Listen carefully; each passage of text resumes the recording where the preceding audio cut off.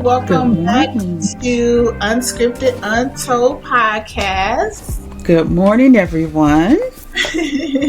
So we're back here for our last series in part in talking about the Great Migration carrying the South and shaping the North. And I just wanted to also introduce my beautiful co-host, Miss Harriet. How are you? I'm doing well, Miss Janice. How are you? It's like it's been forever since we, been together to do the podcast. But we both had things going on, and we got to take care of ourselves first before we can be our full self for Mm-hmm. for the audience. So, but I'm That doing is good. good, Hmm. good, good. I am too. I can't. I have. They say, well, if you complain, who's going to really listen? So, Right, okay, right, right.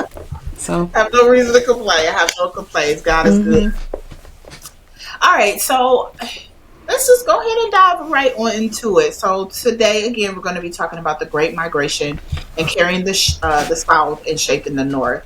And hmm so they left the South um, with faith, hope, and a suitcase. They meaning Black Americans, right?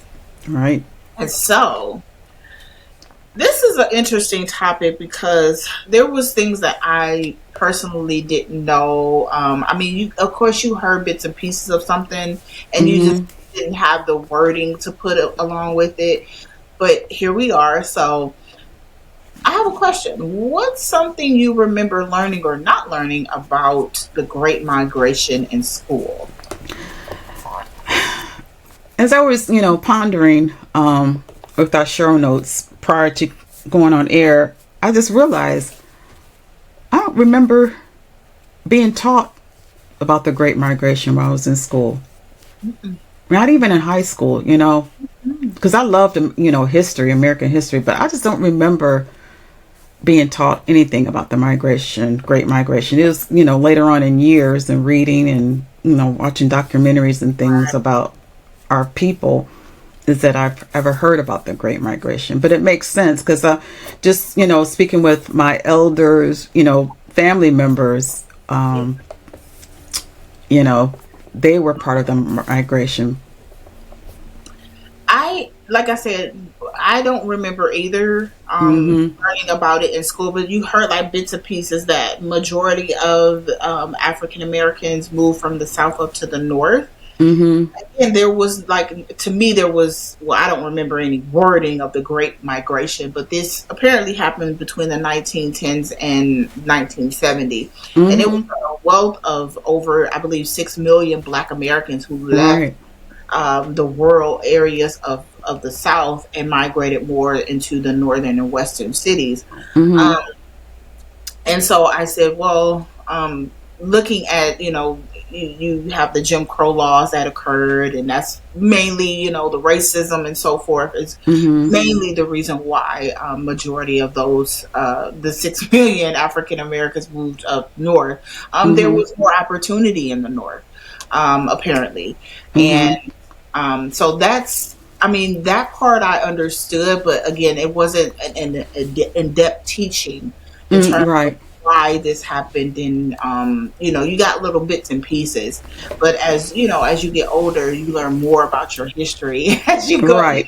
Like, oh, I didn't know that, but Right. this is why we're doing this. This is because we want to, maybe somebody else didn't hear about it like we did, and being able to teach and show proof of these things that happen and why they happen, right? Right. Yeah. Right. So Yeah. So like you said, it was just trying to escape the segregation and the Jim Crow to move to, most of our people migrated to the north. yeah, Um, have you heard about how was it still was it better for them up here in the north, or was it uh, the same, or was there any difference? I heard my mother-in-law talk about it briefly. I know she mentioned that when they moved up to Ohio, and I've heard my uncle say this too, but there were like a lot of factory jobs. There were Mm-hmm. in Cleveland, Ohio. Mm-hmm. There Mm-hmm. were warehouse jobs. There were opportunities up there, which is why, because my mother in law is from Alabama, Okay. and I know my family is majority of my on my mother's side is in from Arkansas. Okay. So I know that majority of them moved up because of the different opportunities afforded in Ohio or just the Mm-hmm. north city. I mean, back then, I'm pretty sure that it was a heck of a lot better Mm-hmm. than being in the South. You know, what's really popping in my head is I just I've watched this multiple times, but the movie Till, where it's talking about Emmett Till, Mm-hmm. and the mother was like, I think she wasn't she in the bank or something, banking industry, or she did something, or she might have, I don't remember what she did, Okay. but Yeah. she was in the northern cities. Yeah. In Chicago. Yeah, Mm-hmm. they were, I mean, they was decked out, Yeah. Yeah. they were Right. very well. So I can't really speak to, if they endured more things coming up north, but from Mm-hmm. what I understand, they did pretty well for themselves once they Mm-hmm. migrated up to the northern cities and the western cities. But it's a seems like it reversed. I guess Mm-hmm. we'll talk about that later, but it seems like it reversed Mm-hmm. back to where. But I will say, being someone who grew up in the northern cities, um, the northern afforded more opportunities versus the Yeah. south. We moved from Ohio to Florida, and to me, they were behind. Oh Um, wow. you know, I was sitting on a master's degree, so I looked way too qualified. Mm-hmm. I moved down there, and um, there was, I mean, there's racism pretty much everywhere. So, Right. but we're talking about then, and so I really feel like maybe perhaps we can maybe talk about it later in another episode, but maybe bring Mm-hmm. us someone on that can probably speak to once they during that era them moving up into the northern cities. Maybe that's something that we can. Yeah. Oh yeah. Absolutely. Absolutely. Yeah. But How about you? I'm sorry. Do Go you, ahead. how about you? Do you know of any family that was a part of the movement? I'm pretty sure. Oh yeah. Yeah. Both sides of my parents. My dad and his family. My dad's side of the family. They came up from Tennessee up here. And then some came to Ohio, some went to Detroit, some went to Chicago. Mhm. And it's funny you say on my mother's side, my great grandmother and all of them, they came from Arkansas as well. Oh wow. So yeah, yeah. So they were Razorbacks. So yeah, they came up here, and because of like you said of the industry that was booming, here in the north, the steel mills, the motor Ford, the company, the automobile industry. Hmm. Um, but I can say I don't, really know too much about um, Ohio as far as the racism. I'm sure there was, but I always heard about, most of the people who migrated went to Chicago. There were Hmm. racism stories about racism even in Chicago. That's why a lot of the um, blacks were regulated to the south side of Chicago, and then that created a lot of Other stuff. other stuff. Yeah, because they weren't allowed to, really wasn't able to find jobs other places outside of the south end, south side of Chicago. Okay. Yeah. But yeah, but I mean, I guess the lesser of the two evils. I guess it was better in the north. And then it's funny that you say our southern relatives who chose to stay down there, just stayed on it. They thought of northern as they made it.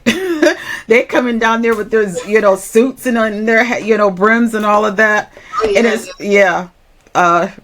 So they thought that, their relatives of the North were, rich, and they might, I mean, I guess they were richer than what the family that stayed in the South were at that time.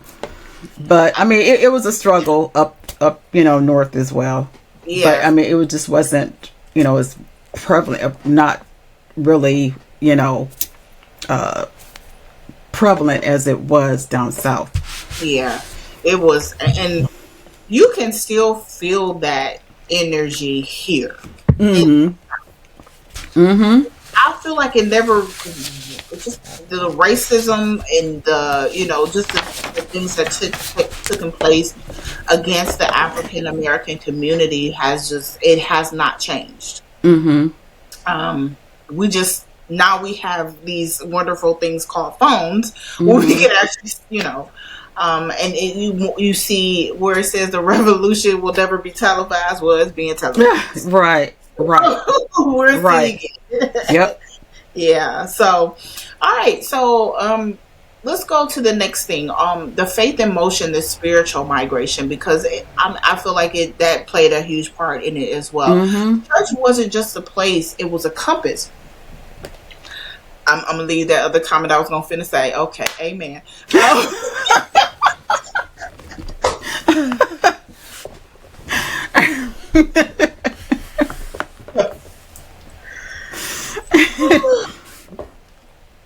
Unscripted Untold.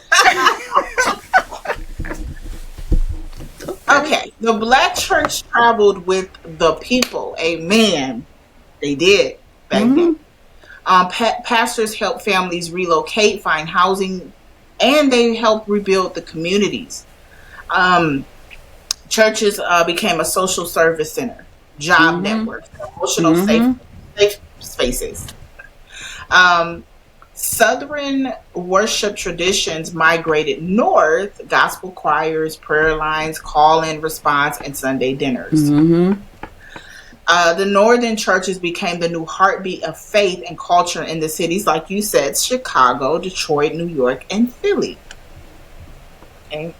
Yeah. Wow. So, one thing that really stuck out to me is, well, let's ask this question: how have you seen Southern roots show up in northern or urban church culture today? That's a loaded question. It is a loaded question. I think, my opinion, how it shows up today. I think our culture gotten away from the traditional, like you said, of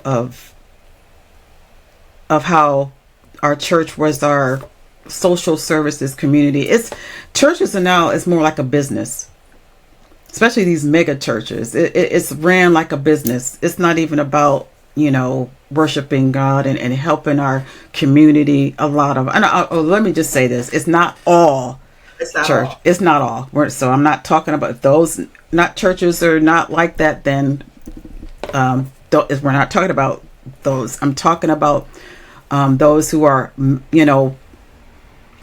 mega churches. A lot of mega churches that are just run their churches like a business, and that takes away from the true meaning of what our churches used to be.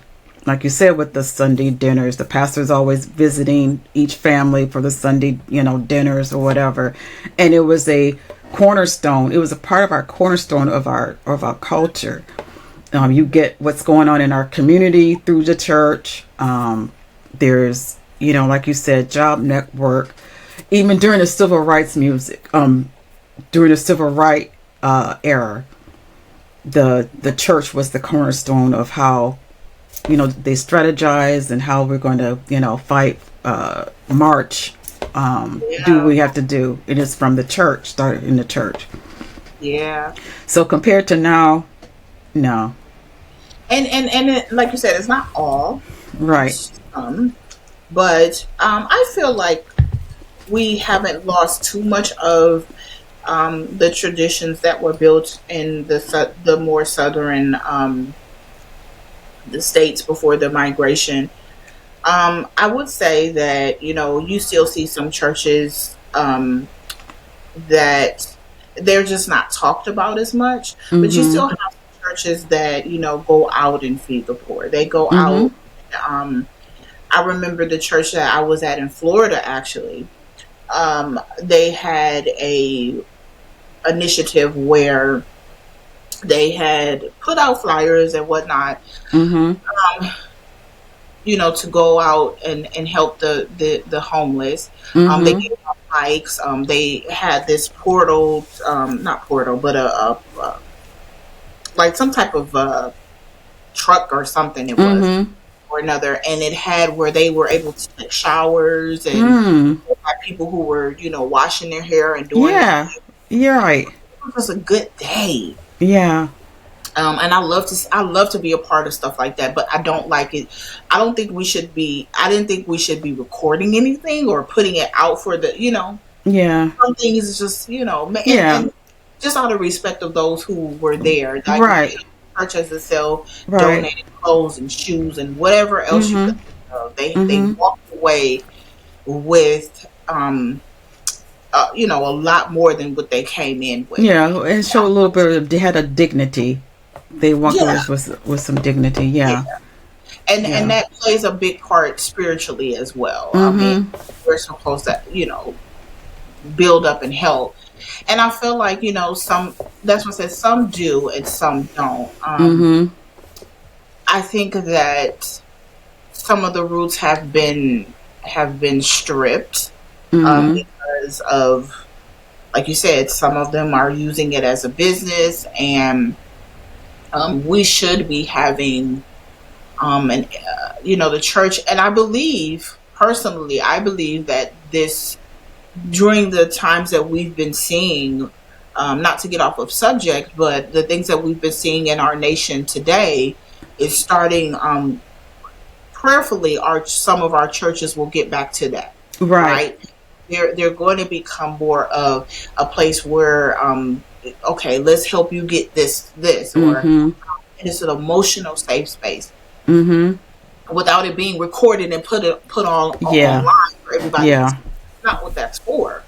Right. I really feel like eventually we'll get there. Go back to that place Mm-hmm. where it was, where we were edifying and building up and finding housing and just coming together as a collective. It Mm-hmm. doesn't have to be racist, but just coming in collectively and Right. helping people, being human. Right. Yeah, Yeah. Absolutely. yeah, Absolutely. So, I mean, yeah. it's it. You're right. It's coming to that point where these churches going to have to go back to the basics, go back to the basic, and be a cornerstone for our communities. One thing that really, really pointing out to me or highlighting to me right now, they trusted God without a roadmap. Mm-hmm. That's key, Mm. because we want to definitely be trusting God in this, because it is so unpredictable right now. Yes. We should be trusting God. We should be Right. trusting the Word of God as to what we need to do next. You're right. Are we storing up? Yeah. I'm gonna leave Yeah. that. Yeah. That, yeah. Um, but I mean, ultimately, just seeing all of, like, just talking about this subject is just bringing so many different things in right now for me. I don't Mm-hmm. know how you feel, but it's starting Mm-hmm. to bring so much. We really need to get back to helping others. Yeah. Oh yeah. Sure. I mean, we see it. I mean, we. I don't know. I keep saying it. This is the book of Revelations come to pass, and Almost. it's Yeah. Yeah. Well, it's mind boggling. yeah, it is. So we didn't just move; we remixed America. We did. Yeah. Yeah. So I'm thinking, um, the Great Migration birthed in like a new art, a new culture in itself, Mm-hmm. right? Like you said, the Southern cooking, or we got to think about collard greens and Mm-hmm. mm, Our my cornbread, or baked macaroni and cheese, our dressing, not stuffing, but dressing, pan dressing. um, well, my mother-in-law had to teach me how to make the dressing. Now that's my key. My husband, I had to like I literally had to get it to a T. But it is. Oh, it's kind of like my grandmother taught me and my mom taught me how to make certain Southern dishes. mm-hmm.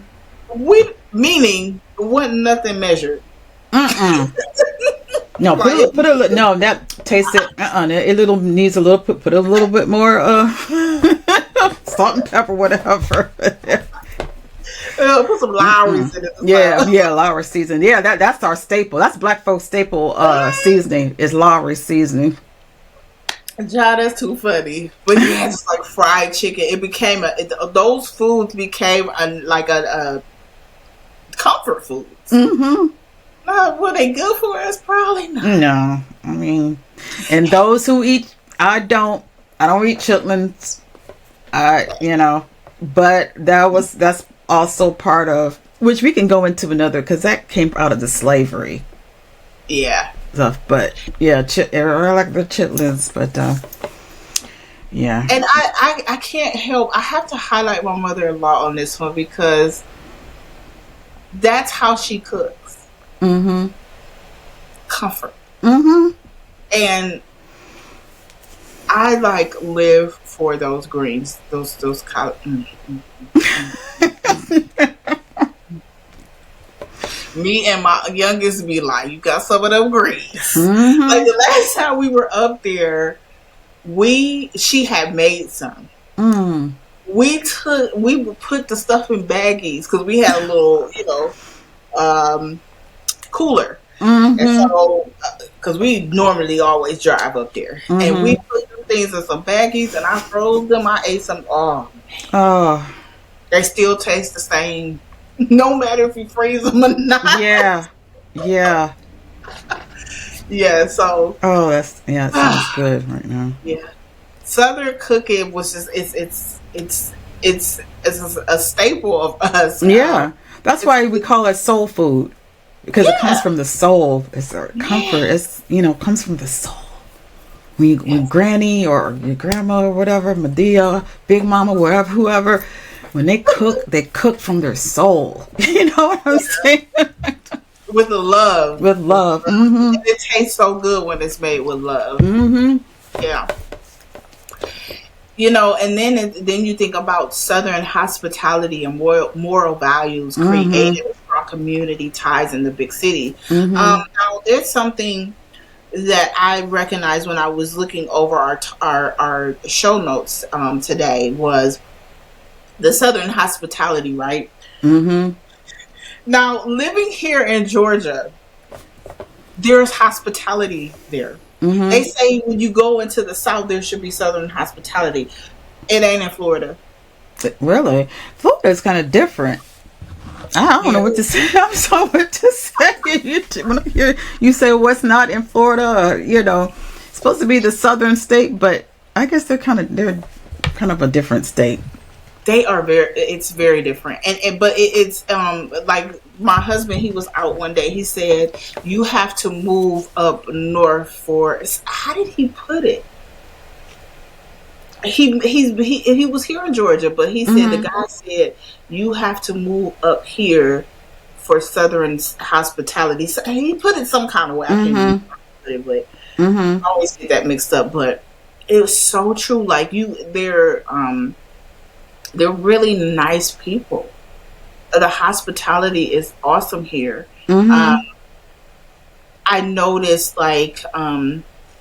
but I don't know how it was in that era when our community moved up to the northern states. Was that Southern hospitality, the moral values? What I'm pretty sure it was carried up there. and rooted into the northern cities. I will Mm-hmm. say that there are certain things that I will catch my mom or, my mother-in-law say or do, and I'll be like, okay, that's something that's one of their values, Mm-hmm. moral values that they Mm-hmm. are accustomed to, and what they, still and try to instill in their children, their family, and so. Mm-hmm. So I don't think that was that was lost so much. Mm-hmm. Um, I think the biggest thing that I would say lost was when we were initially talking about, just remembering just the reasoning why they moved up there, Yeah. moved up to the northern cities and so forth. So, but I'm gonna let you interject. It says that Black people carry the rhythm, the recipe, and the revelation.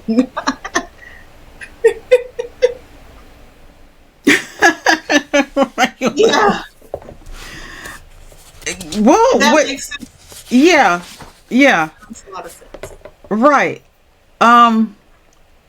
As far as the South, the hospitality, what you were just saying, in the North, as a kid, I guess that it was tradition. On my dad, we had to go down. He always wanted to go back home to Tennessee, and that was the, summer thing. And I guess me being the uppity northerner, I didn't really understand why is everybody waving at you or speaking, strangers, you know. Yeah. And it was just people were friendly, and I mean, they didn't know you, they just know, I mean, they just would speak and ask actually how you doing, and actually want to know how you're doing, whereas up here in the North, we barely speak to each other unless we know you, but you know what I mean. Exactly, like, and that was that culture shock for me Yeah. when I left, because I've Yeah. never lived in the South until now. Yeah. Mm-hmm. So, like you said, up there in Ohio, if you didn't know, you don't know nobody, you're not gonna speak. Right. But here, I could be at the store, so hey, how you doing? Right. Are you talking Hi. to me? Yeah. Right. Oh, hi. Hi. Right. Right. It's like as soon as you make eye contact, hi, how you doing? Good. Yeah. Or you'll get a joke or something. People are just genuinely nice. Mm-hmm. Or And ironically, it's black and white. White, they will speak to you. They'll speak. yeah, But not up here. yeah. I think that got lost in the shuffle Yeah. when and it might not be for every northern city, but Mm-hmm. for speaking in context in terms of being in Ohio and then coming to the South, Mm-hmm. two different cultures. Mm-hmm. Seriously, Yeah. it really is. Right. It felt like competitive Yeah. Yeah. versus we're in this together down here. You see people support each Right. other down here in Georgia. I see it all the time. Mm-hmm. Yeah. Yeah. You talking about what about we brought our music, our the Harlem Renaissance era, Mm. bringing the South up to the music scene, the jazz and the blues and all of that. That migrated, um, to the North. We brought that artistic, our music and our rhythm and everything. Yeah. I think that statement was just like it was just all of it, just the recipe, the rhythm, and the revelation. So Mm-hmm. something, yeah. So if the South was our root, what part of that root do we think we've lost or held on to? And I think we were kind of already answering those Yeah. questions. Yeah. But for me, I think that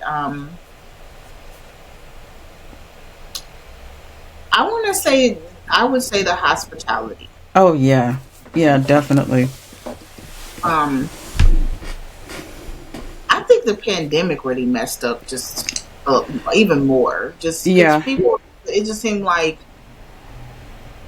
just really isolated so many people, and then Mm-hmm. don't know how to communicate anymore. It's every man for themselves Yeah. type of ordeal.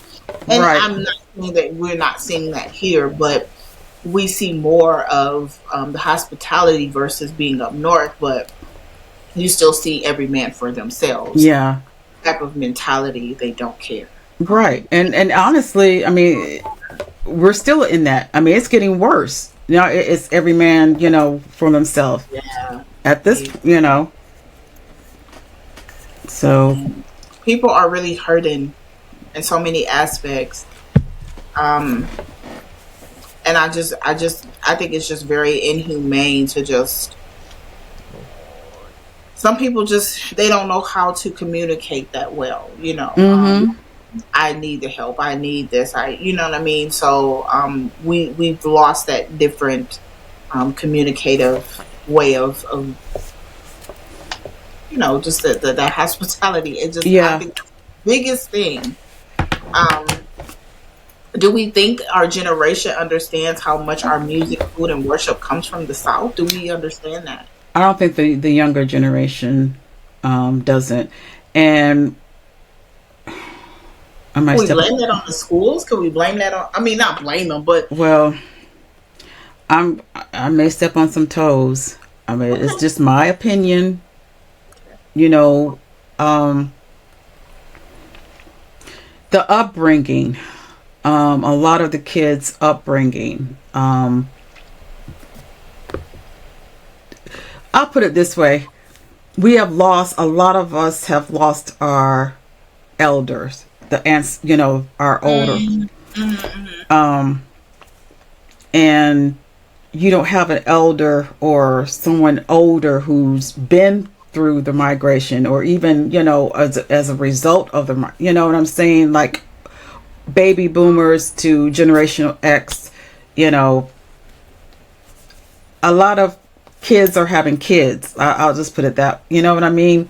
And so they don't have that value because nobody taught them to teach our kids now. yeah, uh yeah. you know what I mean. And that's just my opinion. I can speak to that too. Because I've had the mixture of both, right? Mm-hmm. Um, I have, my grandmother and then parents being during that time. So I have those values instilled in me too. Mm-hmm. Um, in terms of, when it comes to my children, it comes to just anything that I do, those have been instilled in me. So Mm-hmm. um and you're right, when you start to see those who are the kids having kids, um I can't speak to, your reasoning, why, Mm-hmm. because some people have kids to for a check or whatever, Mm-hmm. whatever their reason is. I'm Mm-hmm. not here to judge you, but Mm-hmm. um we have to,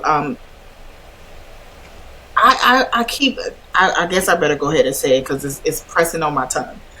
I was taught to be a woman, a wife. Mm-hmm. And that's how, so there are certain things that I am not going to partake in or do Mm-hmm. to either disrespect my husband or and even disrespect myself. Mm-hmm. I have to think about my family and what I do and how I present myself. And Right. so, like I said, those things were instilled into me. Right. And at first I didn't want to embrace them, but now as I get older and then I see the younger generation come up, it's like, what do y'all know about this? Right. Right. Like, do you even know how to make a meal? Right. Number Or one, without using a microwave. I mean, who? we all use the microwave, but I'm saying, do you really know how to make a meal? And then, I'm not saying all. Some people, young people, can cook. They could probably cook better than me. Yeah, Yeah, yeah. but I don't know. Yeah. I actually caught this scripture. Um, Deuteronomy 6:20 through 21, it says, "In the future, when your son asks, 'What is the meaning of laws?' tell him, 'We were slaves of Pharaoh in Egypt, but the Lord brought us out with a mighty hand.'" Mm. So passing down our story is sacred. Mm-hmm. The Great Migration is our exodus, Right. our movement led by faith and fueled by hope. That's a great, I mean, spiritual connection. Absolutely. You Mm-hmm. know, it's important. I try to, I don't know, my kids, I don't know if they, I mean, I try to, tell them the history about, our family and all the, things that I've learned. Because I was always a student of learning. I always like Still to, is. yeah, I like to hear people's stories and, especially the elderly. Because they could tell you so much of what they went through. And just, oh, you're just old, things are like, but you gotta learn how the history was, or you're condemned to repeat it. If you don't learn and grasp what they're telling you, you're going to repeat that same, history. Yeah. So true. I agree with that. So true. So I don't know. I guess, there's some, movement, that's why you got those are called, uh,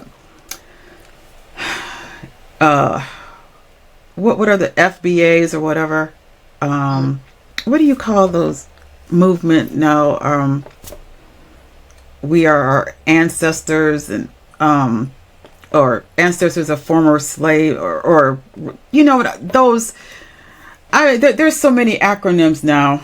Oh yeah, because I'm Yeah, they come out with some every other day. But yeah, yeah, I yeah. get it. Yeah. Foundational Black Americans or whatever. Mm. That's one. There's so many, and I guess their purpose is to, learn. To really learn from our, past, or embrace. I don't know. I ain't gonna lie. I'm not really sure, but Yeah.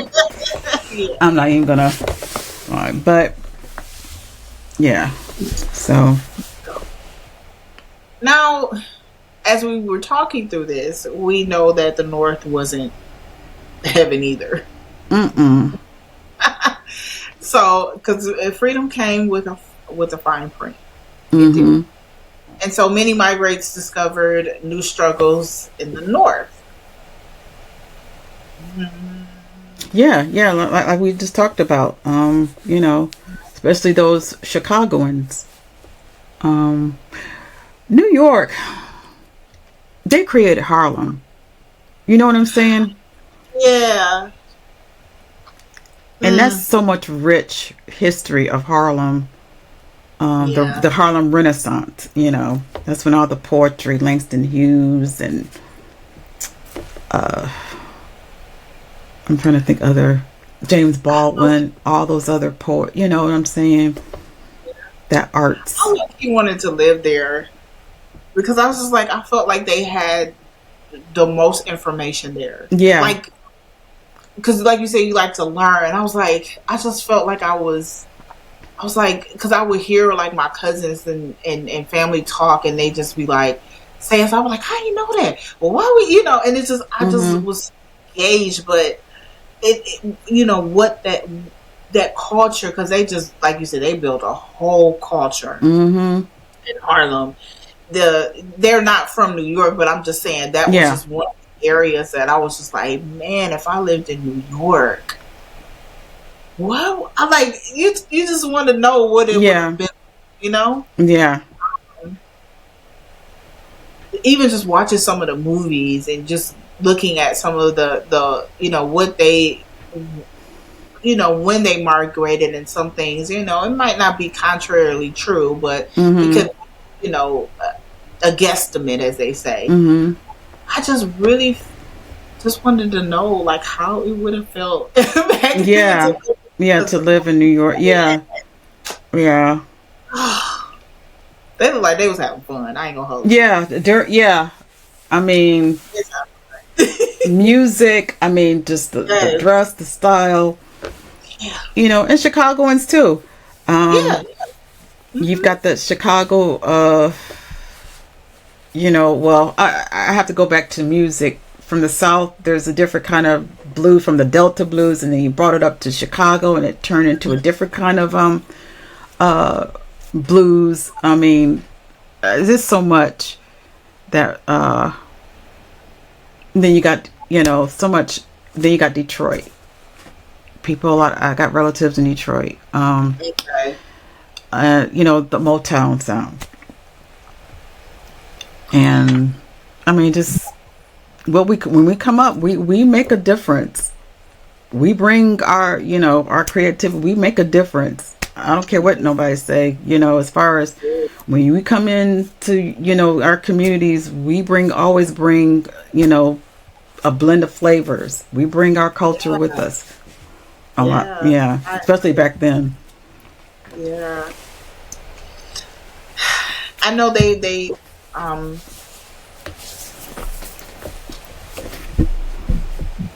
even though they felt that they left the South to escape racism, Mm-hmm. it just met them wearing a new suit. Mm-hmm. I think in with a job as terms of police brutality, Yeah. um, even urban segregation, and that can be in terms of housing as well. Mm-hmm. Yeah, we're I don't think like I don't think like I feel like it's like I said at the beginning of the show. I really feel like it just switched back. Yeah. It's sorta. Mm-hmm. Because I feel like sometimes when I'm here in Georgia, I feel like I'm in Ohio. Sometimes Mm. it's just the South. Yeah. Like, you got a lot of people. Not to be funny, there's a lot of people from Ohio that moved here. Like, Oh yeah, definitely. Oh, there's no doubt. yeah. Um, when I lived in North Carolina, I lived in North Carolina from '88 to '95, and Oh, why'd you leave? I Okay, well, know. anyway, Yeah, yeah, that was. Yeah, that's I would another have stayed in story. North Carolina. Yeah, I lived in Charlotte, and by the Ooh, time, yeah, at that time, Charlotte was the upcoming, yes, city, one yeah. step behind Atlanta, because they wanted to be like, Atlanta.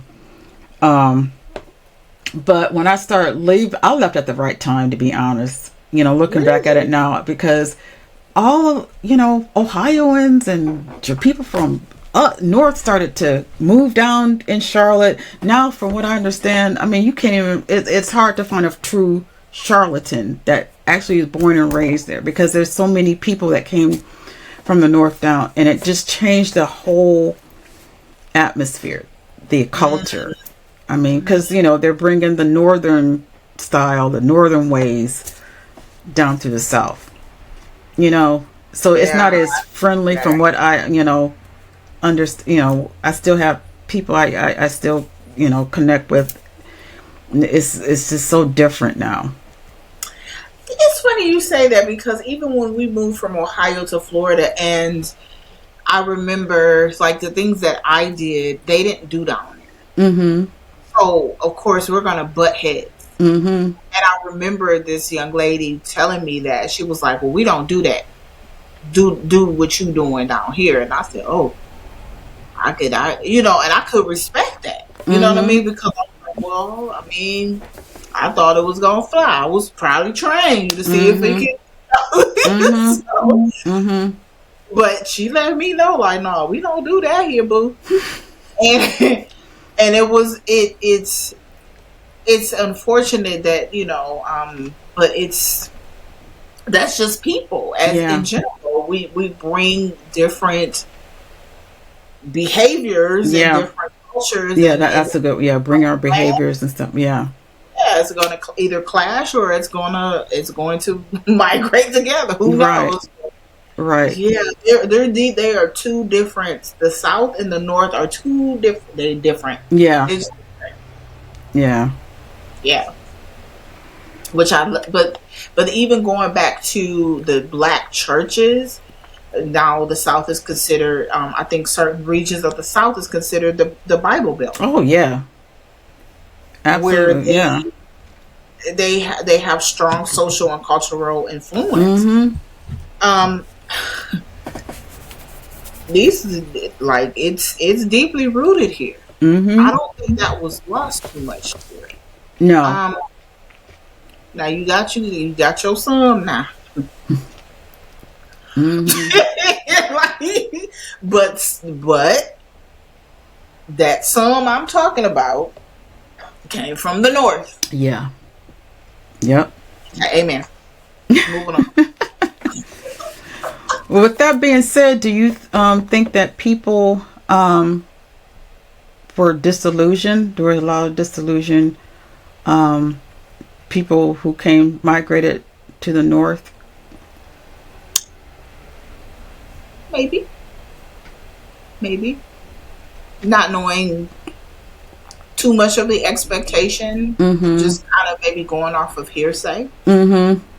Um, you don't really know until you get there. You Right. don't really know until you start to delve into different cultures, different social economic things. You don't know until you get there, and Mm-hmm. then it doesn't really surface until maybe the first 6 months, or maybe it be a year. But I don't, maybe they were a little bit, but at the same time, you get a mentality, because I'm only speaking from off of experience. You get a mentality like, well, I'm down here.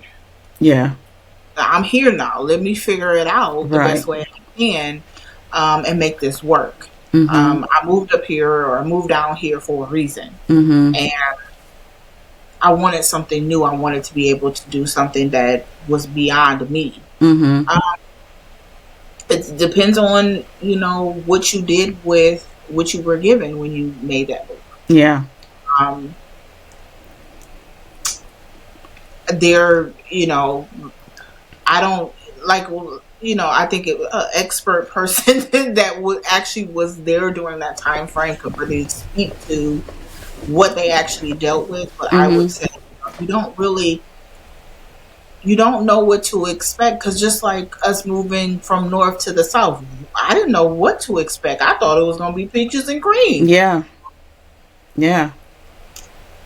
And the first 2 3 years we were struggling, Yeah. because I made less moving south. That's another thing. Yeah. The economy. Less. Mhm. Yeah. What you make up here is different, especially if you live in a more smaller rural Mhm. areas. You make a lot less than what you would make. But then again, you can acquire. I think I heard that some places property land is cheaper. It is. Like our first house was 65,000. Mm.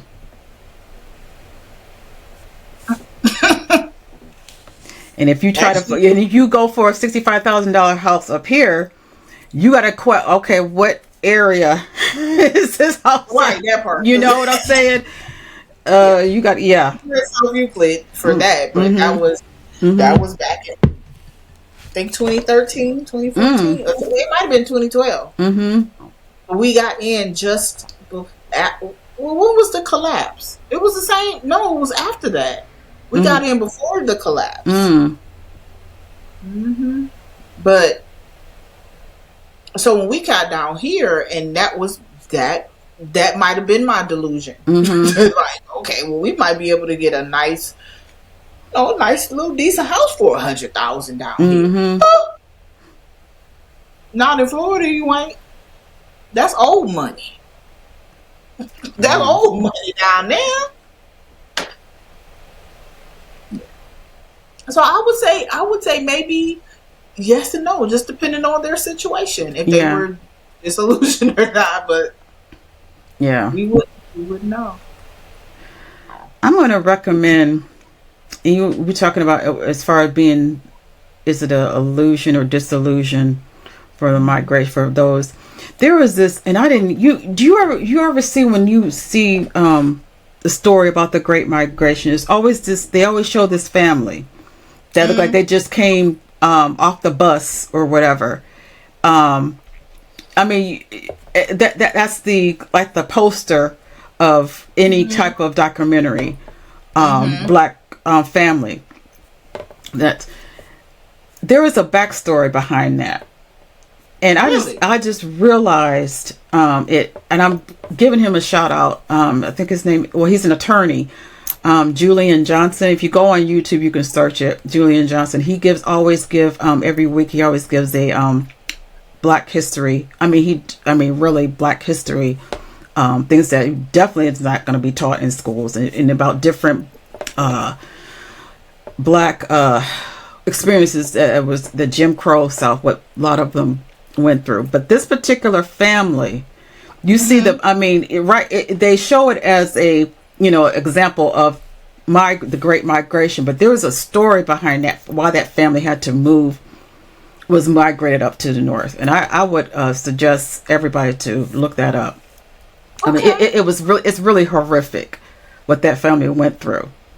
Really horrific. Their family name was, their last name were Arthur. The Arthurs. Never. I mean, because they don't even say the name or who they are. It's just that their picture. I mean, I know you've seen it. Every time when you click the Great Migration, you see people migrating. You'll see that family. They just like came off the bus. They have they're still in their they have their suitcases, and everything. And somebody snapped their photo. But when I listened to his attorney Julian Johnson's podcast about it, I mean it's I'm like, wow. So there's a backstory behind that. So I would encourage everybody to, really research and look up that story. Yeah, I think I'm gonna look that up. Yeah. That sounds, Yeah. I want to know, because I mean, it's so much. It's so much they're going to give you in terms of the like I said, we could not have known outside of what was said, besides the racism and all of that, why they migrated up there. But we can't actually know the mind of majority of the people who was like, okay, I'm finna leave. Right. Everybody has their own reasons. Right. I'll send you the link. Because, I mean, yes, you'll get blown away. I mean, it was just what that family went through, where they came from. It's if you, be prepared. That's all I have to say. Just be prepared. But I'm gonna cry. But yeah, but they're the poster, the face of the Great Migration story. Wow. Yes, definitely send me that. Okay. Yeah. Well, it seems like we are still moving from land to digital, from silence to visibility, and the new migration, it exhibits Black professionals, creators, and entrepreneurs moving more digitally, building online platforms, relocating for opportunity. Hello, reclaiming peace. That's where we are. How Southern values, faith, family, service, storytelling still anchor our Black identity across generations. Our modern faith expressions, gospel music, virtual churches, and online communities, and still be watchful of that. Just a little tag there. Our ancestors carry the South. We're carrying that spirit. What's one lesson from our ancestors that ancestors' faith and courage still applies today for you? One lesson from our ancestors' faith and courage. That, I guess I got to go back to my particular family, just to keep your eye on God and to have that faith, to stay faithful in Him, especially now, and I'm not throwing my spirituality on anybody. That's just how I was raised. Just keep that focus and the resilience of what Yeah. our people, Yeah. Boldness. the boat, yeah, the resiliency. Because we've been through a lot. Our people are very resilient. If you really think about all the things that we endured in this country, And still are. and still are, and how resilient, we can overcome. To me, through faith, our faith. Yeah. So, I have to agree. That would be definitely. I have some great examples to that question that I would be forever here naming. mm-hmm, um, it's I would have to say carrying my faith. I mean, my ancestors instilled that into me, and mm-hmm, my parents still instill that into me. And I am a full grown woman, but that's what got them through, and that's what mm-hmm, has mm-hmm, got me through a lot of things. I'm thankful that those values and teachings were given to me to, we got free will, mm-hmm, right? But I'm glad that they were given to me, and I have expounded on it. I have a relationship with God, mm-hmm, and I'm thankful for just, I can't go off of, the experiences I had from certain churches. mm-hmm. No, it's truly the relationship. Right. And so, that's one lesson I would take as well. So Mm-hmm, I would agree with you at mm-hmm, that part. Um, and that's something that my uncle said. He was like, we know how, like you said, we're resilient. We know how to hustle. We know how to do mm-hmm, stuff. Like, we're not gonna sit idle. That's mm-mm, one thing we will do. mm-mm. So, I just came up. We're a hustler, baby. That's what I just came to voice. like, that's who we. I mean, Yeah, we'll make it work. not be idle. Like, I We have just, to yeah, be yeah. moving. If I'm not in the grave, we're, I'm moving. mm-hmm. Period. Yeah. So, all right. So we're gonna go ahead and close this out. So I want to say this is to implore our listeners to ask your elders, where did your family start? Yeah. Why did they move? Mm-hmm. What did they carry with them based off of the show today? Um, I guess that's a great question to ask, because maybe before the show I should have asked, but I knew a little bit, but but Mm-hmm. asking for it, Mm-hmm. because I love to, like Harriet, I love to hear and learn new things. Mm-hmm. So I, just ask them, like, well, why did you move up here? Why? Right. Right. Did your parents move up here? What was their reason? Mm-hmm. So more history. Yep. So what Yeah. about Same thing. Same thing. Ask. Just. I mean, even if you don't have a elder in your, in your family, you might, have a conversation with an elderly person. Even black or white. I mean, because they both, with the older people, they got stories. They got Yeah. stories.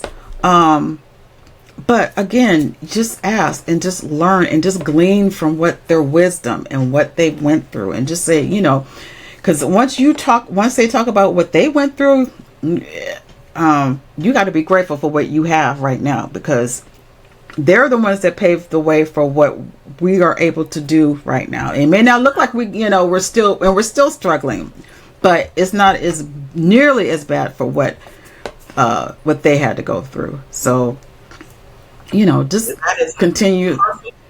Right. Just continue to learn. Just have an open mind and just learn. So, Yeah. So with that said, we're not here by accident. We're here because someone's faith walked miles before we could run. Mm. And so that is our show today. And so we thank each and every one of our listeners. We ask that you like, you share, subscribe. Absolutely. Follow us on Instagram, Instagram. TikTok. Are we on? I don't know if we're on Facebook. I'll be posting on my Facebook. Yeah, we post on Facebook. No, we don't have a Facebook page yet. We're waiting until once you guys start, subscribing and everything, and we get our numbers up, then we'll, have a Facebook page where we can have, conversations on Facebook. Yeah, that's the goal. We have an email too, though. We do have an email. Do you know what it is? So...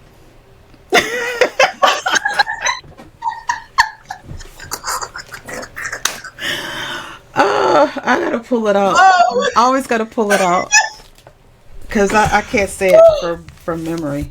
I can't. That was funny. She's like, "Do you know it?" I know it's our talk. Yeah. What is Unscripted Untold .net. Yeah, right? I think so. A minute. Oh, hold on. Yeah, you're right. You're absolutely right. I got it right. Yep.